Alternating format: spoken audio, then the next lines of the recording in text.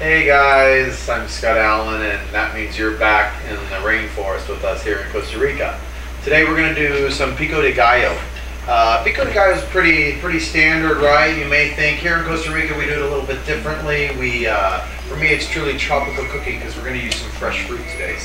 That means pineapple. You can see a big pineapple here along with all the other ingredients that we're going to use. So let's go ahead and get started. A lot of chopping. We're not going to do much cooking today, so I'm going to go ahead and take that big pineapple. I'm going to cut both ends. Go, put those aside. And we're just going to go down the side just like this. So now let's cut this baby in half. Great. We may not even use all of this. We're going to cut out the core because that's very tough. Just start slicing it up. Very soft and easy to cut pineapple. You guys know that. So, okay, great. So finally we've got this done, the pineapple. Okay, we're going to go ahead and start our onions now. Now, in terms of amounts, onion and tomato are going to be your two most used ingredients in this, okay? So I tend to use almost an equal amount of both. So if you use 2 cups of chopped tomato, you're going to use almost 2 cups of chopped onions, okay? So we're going to go ahead and do that. Perfect. Put that in the bowl.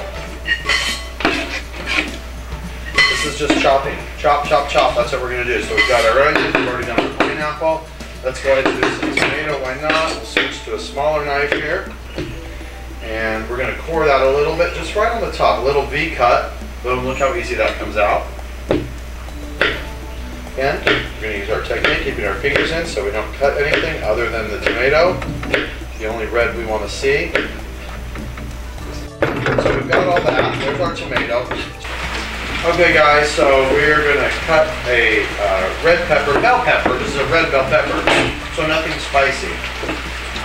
When we take it, very easy, just pop that top off. You don't need to cut it. All the seeds and all the skin will come right with it. And then when I cut the red pepper, really I like to cut it with the skin down. This is very slippery, so when you're using your knife, you want to be able to cut its skin down, and it's going to cut much easier. This is a very fibrous part of the red pepper, so we're going to dice this up. Try and get this, again, just like your onion and your tomato, you want it to be very fine. And now, I don't make my Pico de Gallo super spicy.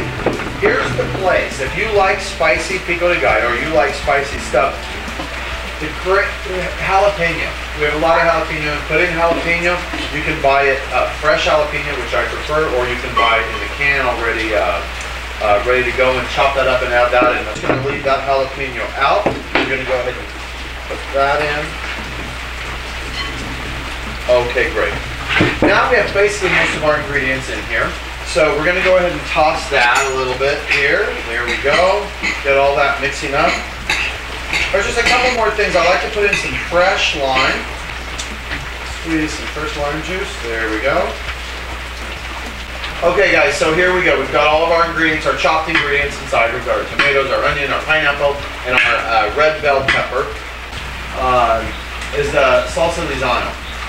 You'll find that I use this in a lot of cooking here, and there's a reason it's really good. I use it to marinate stuff. Of course, with typical dishes, they use this a lot. It's a great part of the culture here in that. And that's something that's very Costa Rican, and so we're going to add that.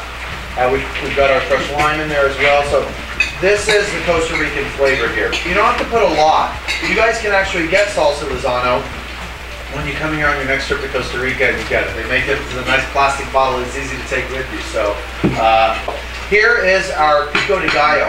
The only thing we need to do, and I like to do it kind of at the last minute before I serve it, is with our fresh culantro. So we're going to chop our fresh culantro. There we go. So we're going to go ahead and pour that in. And of course it's green and beautiful, so it's going to give great color of the Pico de Gallo. And we've got our tropical dish. What makes this tropical cooking, of course, is that we're in Costa Rica, and I've added pineapple. It's not something that you would so typically find here in Costa Rica in your Pico de Gallo, but I can't help myself. I love fresh fruit, and so I put it in a lot of stuff, and here it is. Here's our Pico de Gallo with fresh pineapple, guys. So we're going to put a little bit of salt. Okay, we're going to put a little bit of salt to taste, and here comes my favorite part, the testing part. Let's do that. We've got a yuca chip here. Get a bigger one there.